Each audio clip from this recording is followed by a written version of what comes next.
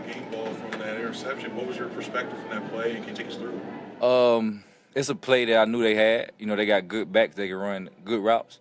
I know Saquon scored on it early in the game, a play that was kind of like that from the backfield, study and go. I got beat on it in training camp against Kenny Gainwell. So I had a lot of – I had seen it quite a bit. I remember from college.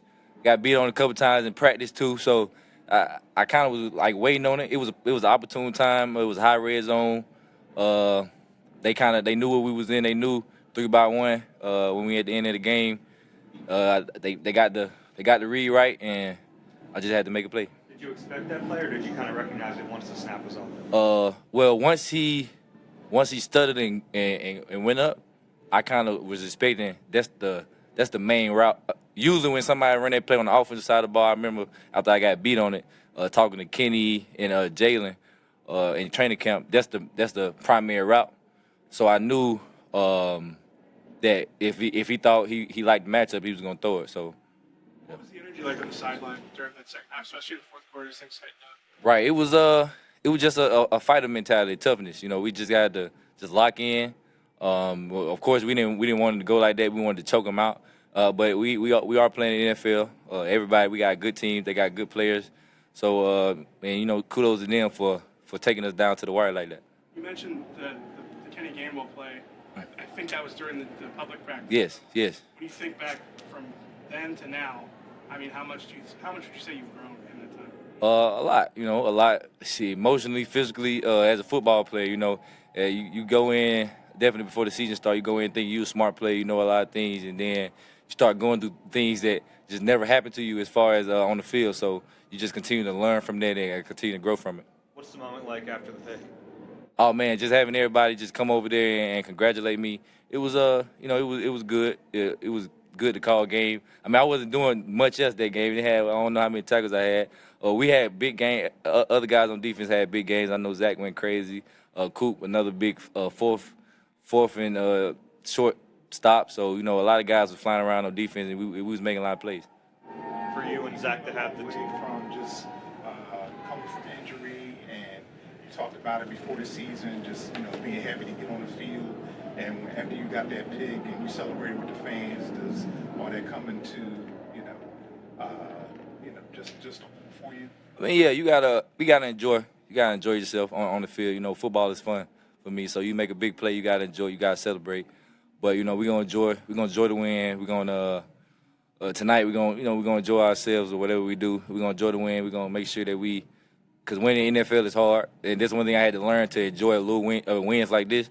So, but then tomorrow we back to work. We're gonna clean up the things that we messed up on. No way we should have let them back in the game the way we did. So we gotta clean everything up. A lot of things to get better at.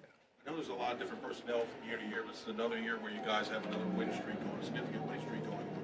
What do you notice about this current streak that you guys have going on that's different from the past years? We took our losses early. We learned early how to fight through a game. How to building that toughness to play all fourth quarters.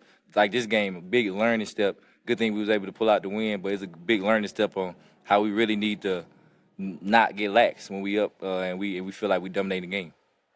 For you and Zach to have the 2 interceptions in this game, what does that mean to both of you? Man, we got this thing now that we putting all our takeaway balls in the linebacker room that we get in the linebacker. So we got one from last week from Zach forced fumble. Man, we it's good to add 2 more because we kind of been harping on it. Like, man, we need to take the ball away. We need to take the ball away, and we finally starting to take the ball away. We hope to continue to take the ball away. What's that partnership been like? I mean, the more and more, the longer the season going, the more we play together, we become more than teammates almost. Feel like you playing with a brother, you playing with a good friend out there. So the more we play, the more we kind of work off each other. We kind of learn each other's tendencies and what each other like and what each other don't like.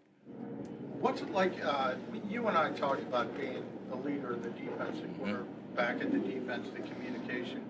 When you have Cooper coming in as a young player, just that back seven as a whole, keeping everybody on the same page.